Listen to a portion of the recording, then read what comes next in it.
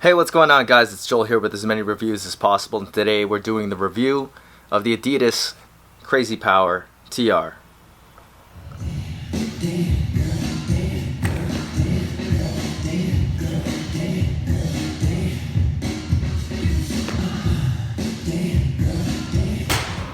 I've been using the women's Adidas Crazy Power TRs for about the better part of a month now, but I held off on doing the review until I got the men's version in.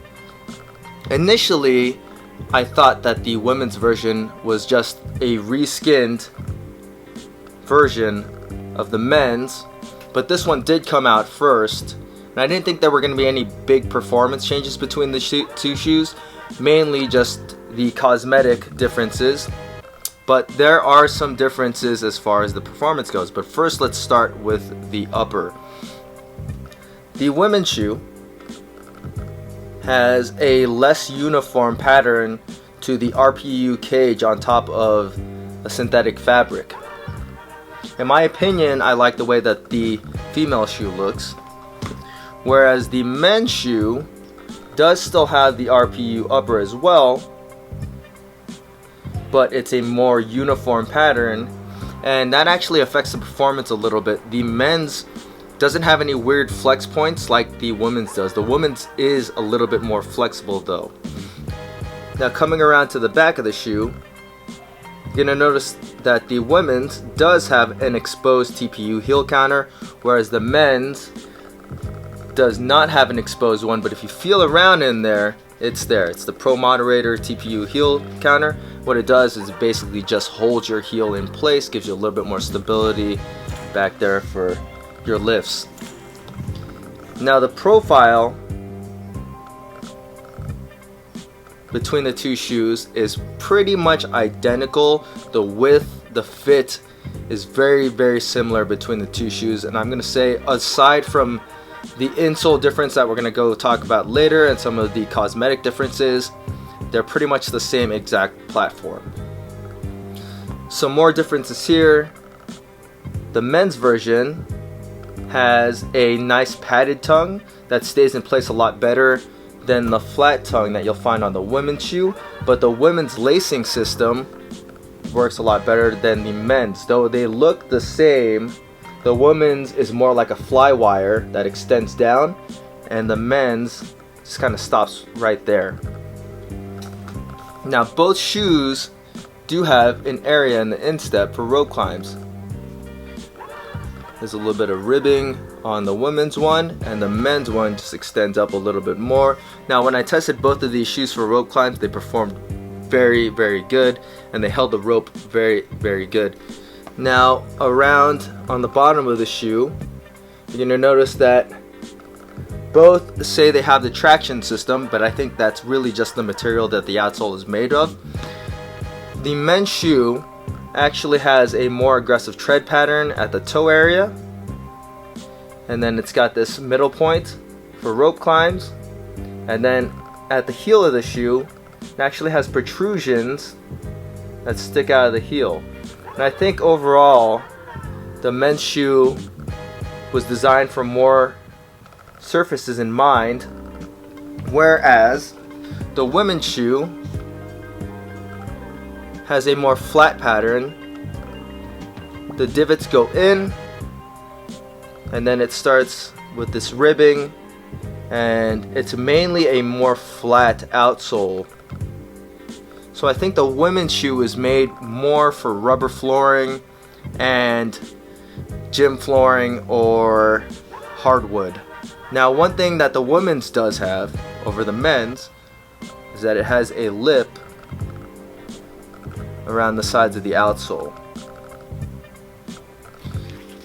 Now, quite possibly the biggest difference between the two shoes is that not only can you take out the men's insole, and it's just this very paper thin insole, very reminiscent of what you're going to find on the Reebok Nano series shoes. The women's, you can't actually take out the insole. I'm pretty sure with a little bit of force you could, but it would risk damaging the insole, so I'm not going to bother doing that. The women's model does have a little bit more cushioning than the men's does. It's pretty evident when you have both shoes on. and I think that's kind of weird. So the men's version is just going to be a little bit more stable just because there's no give anywhere, whereas the women's shoe is going to be a little bit more comfortable, but still both shoes perform very, very good.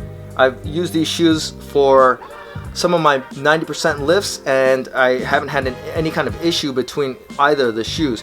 Now I think the responsiveness is better on the men's shoe because there, once again, is less give, whereas during a WOD with a lot of power cleans, when I didn't have all the time in the world to set up the women's, I was kind of struggling to find my footing with that little bit of cushion in there.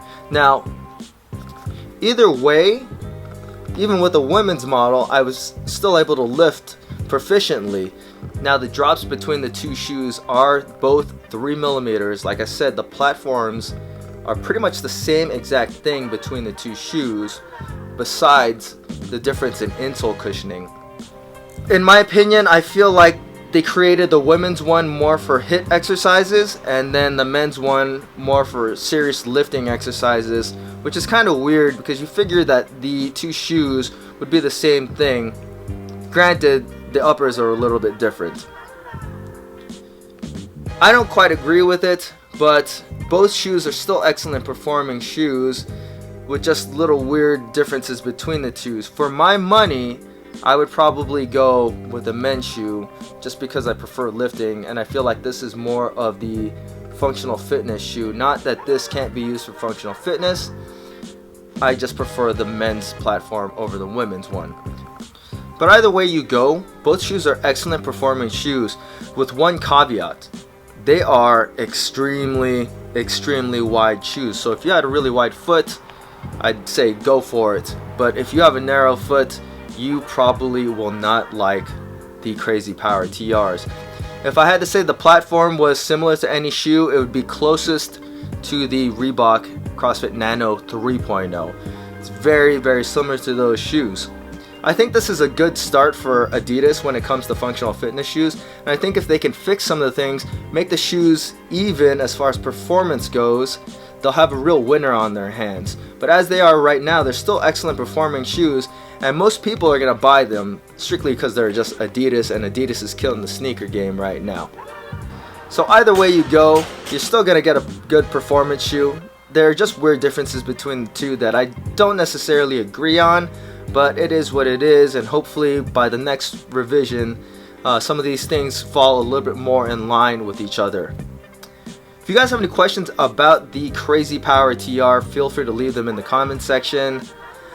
Please hit that like button if you like this video, subscribe to my channel, and as always guys, thanks for watching. I'll catch you next time.